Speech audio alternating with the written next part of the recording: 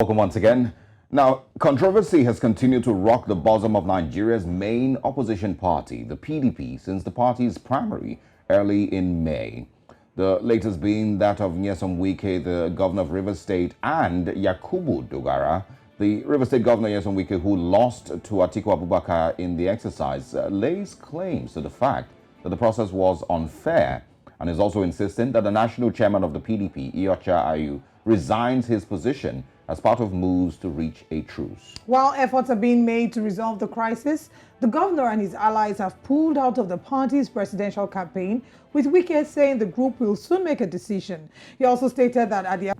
I watched and I listened to Governor Wike a few days back.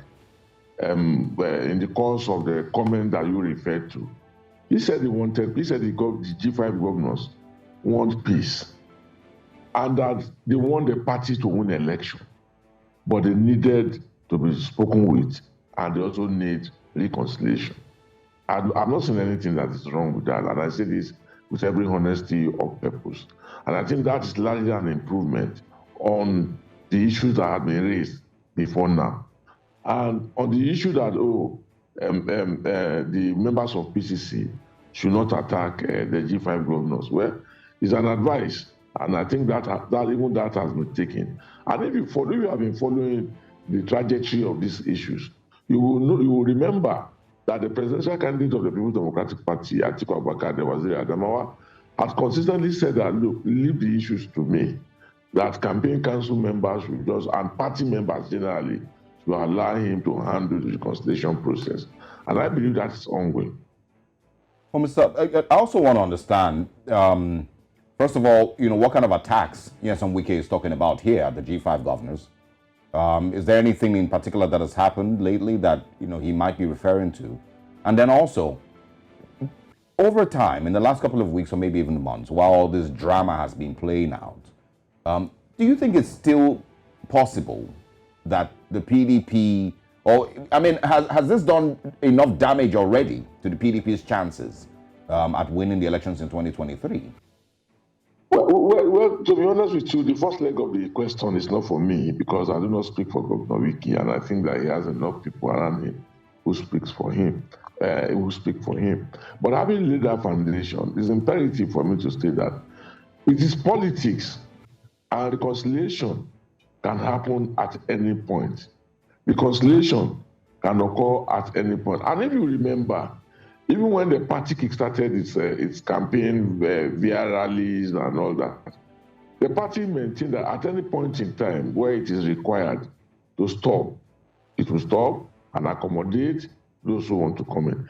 So for me as an individual, I do not see the damage that has been done that will affect the electoral victory of the People's Democratic Party on February 25th, 2023. Well, it has already shown the PDP as a house divided, and if it takes this long to resolve internal crisis within the party, that includes 5 governors of the party. The people who are meant to vote for the PDP over time, don't you think that by now they would have moved on and started to consider maybe another party? That's not the way politics run in the first place. And when you talk about people that will vote for their party, it is Nigerians who have been under the suffering of the All Progressives Congress, who have made a determination that they have lifted the oil and they have lifted the water, and that they know which is heavier. And it is these Nigerians that will vote at the election. The issues that are occurring in our party are issues that we can manage. But I want to say clearly that Nigerians that will vote for the People's Democratic Party have already taken their decision. And those who have not taken the final decision on whom to vote for are the ones that the party and the candidate of the People's Democratic Party is approaching in his messaging. Today we are going to be in Osun. On Monday we're in Lagos. And you will know that it is only the candidate of the PDP who is going around largely and speaking to Nigerians on the need to vote for him through the People's Democratic Party. Let's talk about Governor Nyesom Wike. How much influence would you say him and the G5 governors wield? And how important is it that they are part? Now, they've backed out of the presidential campaign. The G5 governors have formed the integrity group. In the event, I mean, you say it's politics, that we should expect a reconciliation. And we've been on this trajectory for a while. In the unlikely event, according to what you said, that they do not reconcile and we do not see the reconciliation, what impact would it have on the campaigns going on, and how important are they to the PDP as a party?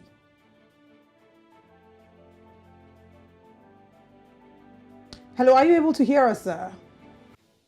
All right, it seems that we're having technological challenges and the audio has been disconnected. We hope to be able to have Ms. Ologbondiyan join us back as we explore the conversations of the G5 Integrity Party. Okay, it seems that we have him back now. Sir, are you able to hear us? Well, we cannot continue the conversation now, but we hope to have Mr. Ologbondiyan join us further along, maybe today or maybe before the week comes to an end. So can you unmute your device? Okay, we are yes. okay now. Yeah, we can hear you now. Thank you very much, sir.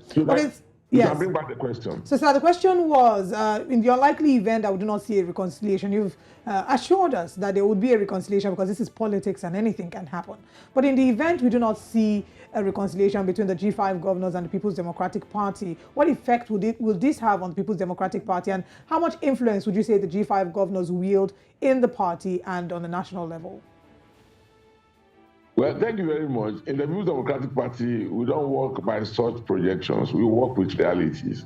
And like you have said, in any case, as far as we are concerned in the People's Democratic Party, we believe that at the end, that we are going to go into the election as one indivisible political party. Yeah, well, we're just, less than 80 days, I believe, to the elections, and it's left to, you're speaking positively now, and we're hoping that the power of positive speaking will lead the reconciliation efforts, not necessarily that it will happen. But I want to ask, and I think this is a question that a lot of people are still, going to be asking themselves in build up to the elections. Mr. Ologbondiyan, how different is the PDP as a party today? The PDP has had 8 years to be an opposition party, to challenge the ruling APC, to show Nigerians why they are a better option. A lot of people argue that the PDP has failed as an opposition party. Going into the elections in 2023, there's also comments that people say that the PDP is really just trying to get back power. It is not any different from the PDP of the past and the allegations that Nigerians had against it before. So I want you to tell us how different the PDP is today and why anyone should believe that the PDP is coming to do any better than the APC. Thank you very much. Merely listening to the candidate of the People's Democratic Party and his messaging, any Nigerian will be convinced that though our party remains People's Democratic Party, but our messaging and the determination of our candidate is addressing the pertinent and germane issues that are confronting Nigeria today. While we were in office, the totality of our concern was not predicated on how to unite our nation because the country was united. But you also recall that ahead of 2015 election, there were issues in the northeast of the country bordering on attack on our territorial integrity. But you also recall, and I say this with emphasis, that ahead of the 2015 election, that the insurgency that was a problem in the northeast had been fought to the fringes of the northeast. You will also recall that our economy was looking up and was nearly the best, if not the best, in Africa. But almost 8 years down the lane, our economy is in shambles. And if you talk about the third wing of the campaign that APC brought ahead of the 2015 election, which is to fight corruption. You will agree with me that the dimension of corruption in which an individual is making away with 100 billion naira and over, and government is now negotiating that please bring part of it for us, is beyond the expectations, the thinking of Nigerians. And if you look at the rising costs of food under a government that look helpless, if you look at the value of a naira under a government that has no direction, you will know that the issues are different from what they were in 2015. And you also agree that instead of allowing the nation to go moribund, the candidate of the People's Democratic Party, the Waziri Adamawa Atiku Abubakar, is out on the field speaking to realistic solutions on how we can rescue our country, on how we can recover this country and rebuild her for the future. Now, on a final note, away from the PDP, of course, I'm sure you're following up with the news with the opposition parties. In this case, that would be the Labour Party. Well, and the party currently in power, which is the All Progressives Congress. I'd like to get your reactions on, a conversation that the whole of Nigeria and Nigerians in the diaspora have been talking about, and that's the speech by the presidential aspirant for the All Progressives Congress at the Chatham House, where he delegated questions to some of his representatives there, or some members of the APC. What are your thoughts on the presidential candidate Bola Ahmed Tinubu of the All Progressives Congress, and how exactly he handled the conversation at Chatham House? You recall that even before Asiwaju Bola Ahmed Tinubu departed Nigeria, the campaign of Atiku Okowa cautioned that it should not go and embarrass our country in UK. Well, expectedly, that's what has happened. Like the campaign has described the situation at the Chatham House. I think, to say the least, it was disgraceful. We could not imagine how a candidate first will refuse to speak to Nigerians at home, but found it convenient to run to the diaspora. We are not saying that diaspora Nigerians are not also entitled to know what his views are. But what we are saying is that Asiwaju Bola Ahmed Tinubu has been dodging debates in Nigeria. The best he has done is to select a few group of people somewhere and go and address them. He has refused consistently media engagement. And if anything, he has turned back on the media to make all manner of sundry allegations, including saying that people want to make money off him against the media. That's an embarrassment, even to the media houses themselves.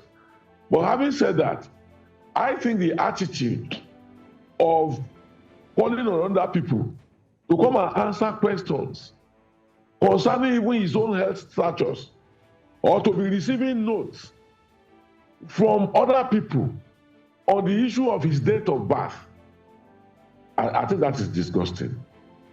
And you are not in government. You are expected to take the lead in your campaign, but you cannot even address issues. It appears you cannot put through your thought processes in order to be able to provide the required lead as a leader. So the thing is manifest to Nigerians. And like a friend told me yesterday, the situation in which Bola Ahmed Tinubu, Asiwaju, has pushed his campaign to, it is clear that they have nothing to offer to Nigerians. And it will be another self-imposed pain for Nigerians to even contemplate going in the direction of APC ahead of 2023. I think the APC has manifestly shown that they do not have the capacity to govern our nation. All right, Mr. Ologbondiyan, thank you very much for your comments, and we wish you, your team, and your candidate all the best as we proceed to the 2023 elections. Thank you very much. All right.